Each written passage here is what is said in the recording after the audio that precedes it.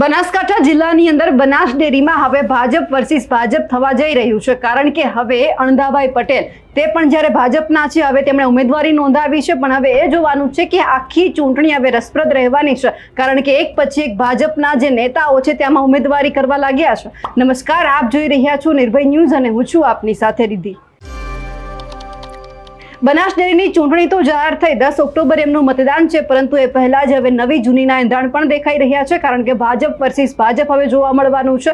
જ્યારે સહકારી જગતની અંદર ચૂંટણી આવે છે, કોઈ પણ ડેરીની ચૂંટણી હોય કે કોઈ પણ બીજા ક્ષેત્રની ચૂંટણી હોય, એટલે આપણે જોયું છે કે જ્યારે ભાજપ મેન્ડેટ આપે છે તો એમની સામે અપક્ષ ઉમેદવારી કરવાવાળા ભાજપના જ હોય છે। અને આ વખતે જ્યારે એવું બન્યું છે કે અણધાભાઈ પટેલ જેઓ આ વખતે ઉમેદવારી નોંધાવી છે, ડિરેક્ટર પદ માટે ઉમેદવારી નોંધવામાં આવી છે, પણ એ જોવાનું છે કે ભાજપ એમને મેન્ડેટ આપે છે કે કેમ, કારણ કે જ્યારે એમણે ફોર્મ તો ભરી દીધું છે, આ સાથે જ અણધાભાઈ પટેલે તો ઉમેદવારી નોંધાવી છે, પરંતુ કાંકરેજના બાબુભાઈ ચૌધરી છે તે પણ મેદાનમાં ઉતર્યા છે, એમણે પણ ફોર્મ ભર્યું છે। પણ હવે સવાલ એ છે કે શંકર ચૌધરીની સામે લડવાનું છે, કારણ કે ચેરમેન પદનો લગભગ ચહેરો એ હોઈ શકે છે। હવે તો એ જોવાનું છે કે ભાજપ મેન્ડેટમાં કોનું નામ આપે છે, કોના ઉપર પસંદગીનો કળશ ઢોળે છે। પણ સૌથી પહેલા અણધાભાઈ પટેલને સાંભળીએ કે એમણે ઉમેદવારી નોંધાવતા શું કહ્યું છે।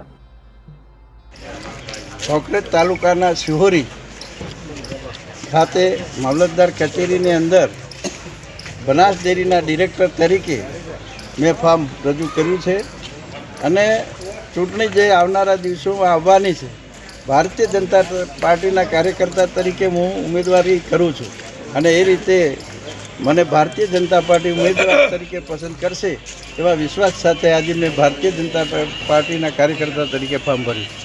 સાહેબ, જે વર્ષોથી આપ બનાસ ડેરીના ડિરેક્ટર તરીકે ચૂંટાઈ આવ્યા છો, ભારતીય જનતા પાર્ટીના સક્રિય કાર્યકર છો, તાલુકા પ્રમુખ તરીકે પણ રહેલા છો, તો અત્યારે હવે ભારતીય જનતા પાર્ટીમાંથી કેટલા ફોર્મ રજૂ થાય એવી શક્યતાઓ છે?